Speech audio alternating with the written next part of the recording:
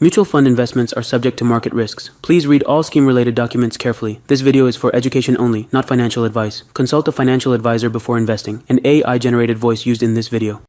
दोस्तों, आज के इस वीडियो में मैं आपके लिए एसबीआई की एक ऐसी स्कीम लेकर आया हूं जो खास तौर पर आपके और आपके परिवार के सपनों को हकीकत में बदलने के लिए बनाई गई है।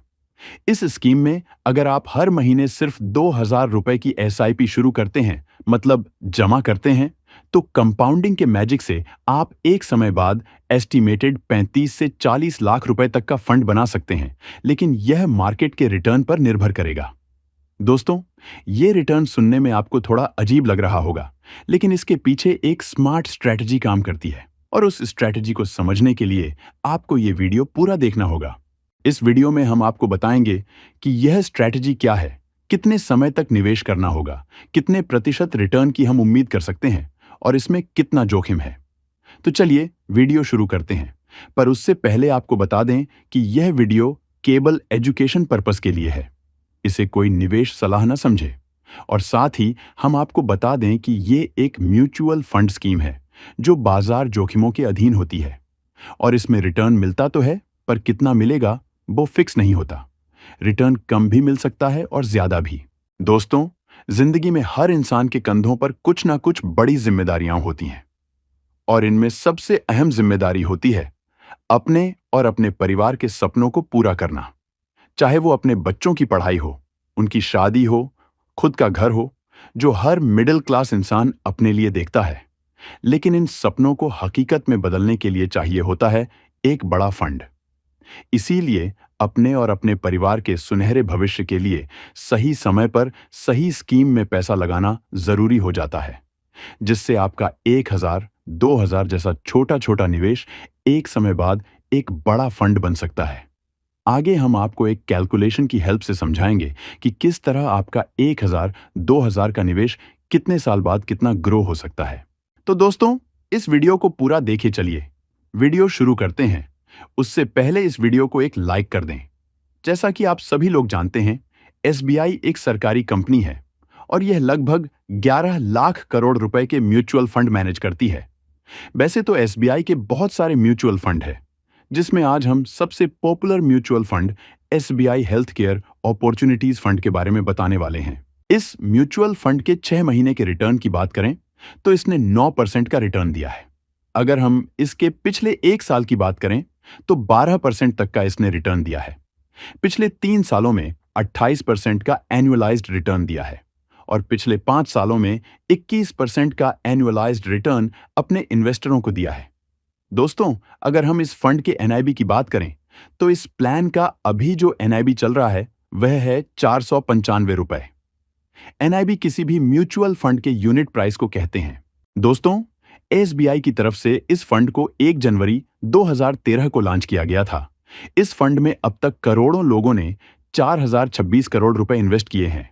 इस म्यूचुअल फंड का एक्सपेंस रेशो 0.91% है।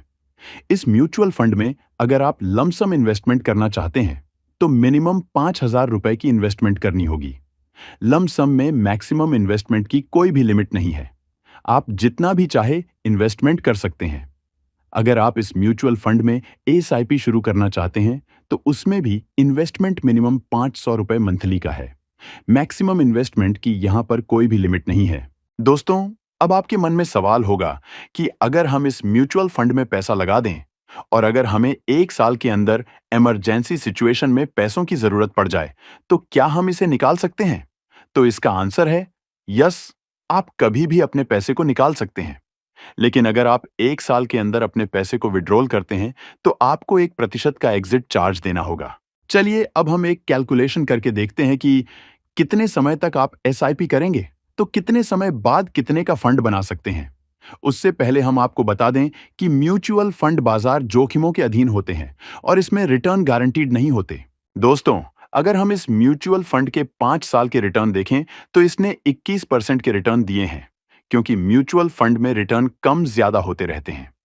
तो इसीलिए हम 21% के रिटर्न न मानकर यह मानकर चलते हैं कि यह फंड आने वाले वर्षों में 13% तक का एवरेज रिटर्न दे सकता है, जो कि आइडियल है, तो इस हिसाब से अगर आप 2,000 रुपए प्रति महीने 5 साल तक जमा करते हैं तो 5 साल में जो आप टोटल इन्वेस्टमेंट कर चुके होंगे वह होगा 1,20,000 रुपए, जिस पर अगर 13% का एस्टिमेटेड रिटर्न मिलता है तो टोटल एस्टिमेटेड रिटर्न जो बनेगा वह होगा 46,000 रुपए।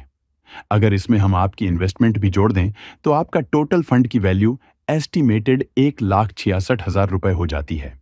अगर आप 10 वर्षों तक 2,000 रुपए प्रति महीने जमा करते हैं तो आप जो 10 वर्षों में टोटल इन्वेस्टमेंट कर चुके होंगे वह अमाउंट होगी 2,40,000 रुपए, और इसमें 13% के रिटर्न के हिसाब से जो हमें अपनी इन्वेस्टमेंट पर रिटर्न मिलेगा वह होगा 2,32,000 रुपए। इस रिटर्न में हम अपनी इन्वेस्टमेंट को भी जोड़ दें तो हमारे टोटल फंड की वैल्यू एस्टिमेटेड 4,72,000 रुपए हो जाती है। इसी प्रकार अगर आप 15 वर्षों तक 2,000 रुपए प्रति महीने जमा करते हैं तो आप जो 15 वर्षों में टोटल इन्वेस्टमेंट कर चुके होंगे वह अमाउंट होगी 3,60,000 रुपए, और इसमें 13% के रिटर्न के हिसाब से जो हमें अपनी इन्वेस्टमेंट पर रिटर्न मिलेगा वह होगा 6,77,000 रुपए। इस रिटर्न में हम अपनी इन्वेस्टमेंट को भी अगर जोड़ दें तो हमारे टोटल फंड की वैल्यू एस्टिमेटेड 10,37,000 रुपए हो जाती है। अगर आप 20 वर्षों तक 2,000 रुपए प्रति महीने जमा करते हैं तो आप जो 20 वर्षों में टोटल इन्वेस्टमेंट कर चुके होंगे वह अमाउंट होगी 4,80,000 रुपए, और इसमें 13% के रिटर्न के हिसाब से जो हमें अपनी इन्वेस्टमेंट पर रिटर्न मिलेगा वह होगा 15,96,000 रुपए। इस रिटर्न में हम अपनी इन्वेस्टमेंट को भी जोड़ दें तो हमारे टोटल फंड की वैल्यू एस्टिमेटेड 20,76,000 रुपए हो जाती है।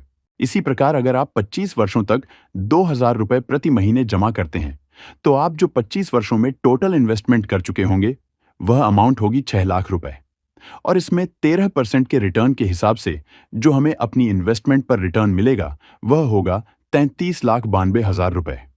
इस रिटर्न में हम अपनी इन्वेस्टमेंट को भी जोड़ दें तो हमारे टोटल फंड की वैल्यू एस्टिमेटेड 39,92,000 रुपए हो जाती है। दोस्तों, यह थी एक कैलकुलेशन जिसमें आप देख सकते हैं कि किस प्रकार से आप 2,000 रुपए प्रति महीने 25 साल तक जमा करके अनुमानित 40 लाख रुपए का एक बड़ा फंड बना सकते हैं। आपको एक बार फिर बता दें कि यह जो रिटर्न है वह 13% के CAGR पर कैलकुलेट किए गए हैं। एक्चुअल रिटर्न शेयर मार्केट पर डिपेंड करते हैं।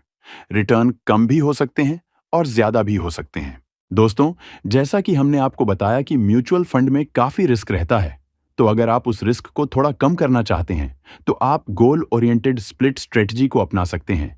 इस स्ट्रेटजी से अपनी इन्वेस्टमेंट को स्मार्ट तरीके से अलग अलग जगह पर इन्वेस्ट कर रिस्क को काफी हद तक कम कर सकते हैं। अगर आप 2,000 रुपए निवेश करने की सोच रहे हैं तो पहला हिस्सा यानी 1,000 रुपए प्रति माह आप इक्विटी इंडेक्स फंड में निवेश कर सकते हैं। इक्विटी इंडेक्स फंड बाजार के बड़े इंडेक्स जैसे निफ्टी 50 को ट्रैक करते हैं।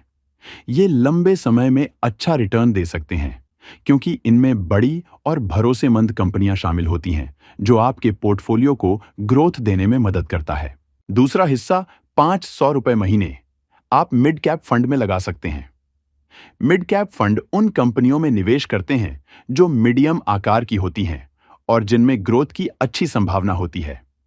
ये फंड इक्विटी इंडेक्स फंड के कंपैरिजन में थोड़ा अधिक जोखिम लेते हैं, लेकिन लंबे समय में ये हाई रिटर्न भी दे सकते हैं।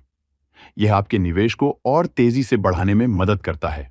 तीसरा हिस्सा 500 रुपए आप गोल्ड ETF या डेट फंड में निवेश कर सकते हैं। गोल्ड ETF सोने की कीमतों से जुड़ा होता है जो बाजार में उतार चढ़ाव के समय स्टेबिलिटी प्रदान करता है। वहीं डेट फंड सरकारी बॉन्ड्स या अन्य सुरक्षित प्रोडक्ट्स में निवेश करते हैं जो कम जोखिम वाले होते हैं। ये आपके पोर्टफोलियो को स्थिरता देते हैं ताकि बाजार के झटकों का असर आपके निवेश पर कम पड़े। इस रणनीति का फायदा यह है कि इक्विटी फंड से आपको ग्रोथ मिलती है, मिड कैप फंड से अतिरिक्त रिटर्न की संभावना बढ़ती है और गोल्ड या डेट फंड से स्टेबिलिटी मिलती है। इससे आपका जोखिम स्टेबल रहता है और आप अपने फाइनेंशियल गोल जैसे घर खरीदना, बच्चों की पढ़ाई या रिटायरमेंट आसानी से हासिल कर सकते हैं। स्ट्रेटजी न केवल आपके निवेश को वेरिएशन देती है बल्कि आपको कॉन्फिडेंस भी देती है कि आप सही दिशा में आगे बढ़ रहे हैं। दोस्तों, आपको एक बार फिर बता दें कि यह इंफॉर्मेशन कोई इन्वेस्टमेंट एडवाइस नहीं है। यह केवल एजुकेशन पर्पस के लिए है। अगर आप किसी भी म्यूचुअल फंड प्रोडक्ट में इन्वेस्टमेंट करना चाहते हैं तो आप किसी भी सेबी रजिस्टर्ड इन्वेस्टमेंट एडवाइजर से सलाह जरूर लें, क्योंकि म्यूचुअल फंड एक रिस्की इन्वेस्टमेंट है। वीडियो देखने के लिए आपका बहुत बहुत धन्यवाद। आपका दिन शुभ हो।